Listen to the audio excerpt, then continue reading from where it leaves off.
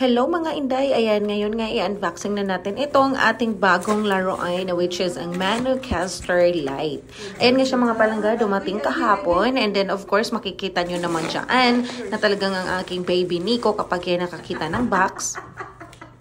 O, diba? Pinagkasya ang kanyang sarili. Gusto talagang siya yung nauuna. Hindi pa nga ako tapos. Unboxing. Saan ba kayo nakakita ng ganyan kakulit na alaga? Pero, yan yung gustong-gusto ko din talaga sa kanya. Dahil lagi niyang sinisiksik yung kanyang sarili talaga. Kahit saan-saan akong sulok na may hawak na mga boxes. Kasi parang, yan na din yung pinakalaruan niya. But anyway, mga palangga, no, itong Manon na to, ang tagal-tagal ko talagang pinag-iisipan nito bago ko siya in-order. Dahil nga, ang dami ko pang gastusin ngayon, ang dami-dami kong iniisip na mga expenses na gawa nga ng aking kapatid nag-aaral or yung pamilya ko sa Philippines, of course, dahil wala pa naman akong trabaho. But anyway, dito nga sa pag-Facebook ko is meron namang income pero hindi nga kasya, pero kailangan nating pagkasyahin dahil habang wala pa nga tayong trabaho. So dahil nga is gusto ko talaga na mag-start sana na mag-podcast or yung magkanta-kanta or kung ano man na recordings. Kahit ang kanta ay walang hilig sa atin, pero tayo kasi is hilig natin ang pagkanta-kanta dahil isa din sa nakakawala talaga ng stress. So good naman mga palangga, no? Yun nga, dumating na yung order ko kahapon. Akala ko nung Sunday pa lang siya dahil yun yung nakasabi doon sa Amazon.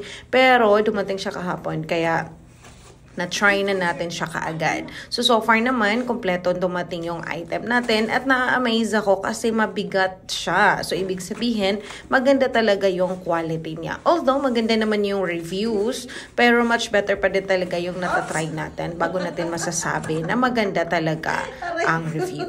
So, ayan na naman siya. Doon na naman sumiksik ang aking baby Nico sa maliit na box. Tapos na siya doon sa malaki. Ayan, fit na fit yung sarili niya doon. Tignan nyo naman yan. Napakakulit talaga.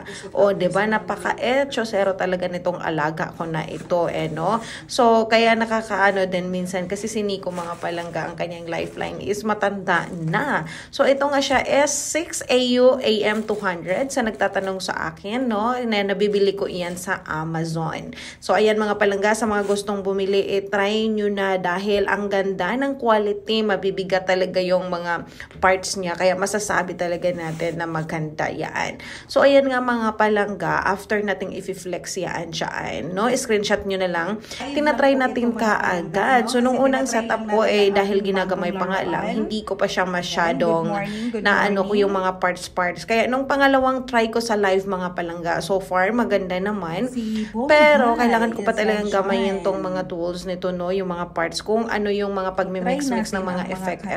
So, sa mga mahilig dyan mga palangga at nagbabalak ng bibili na laruan na kagaya nitong sa akin, ayan, order lang kayo sa Amazon.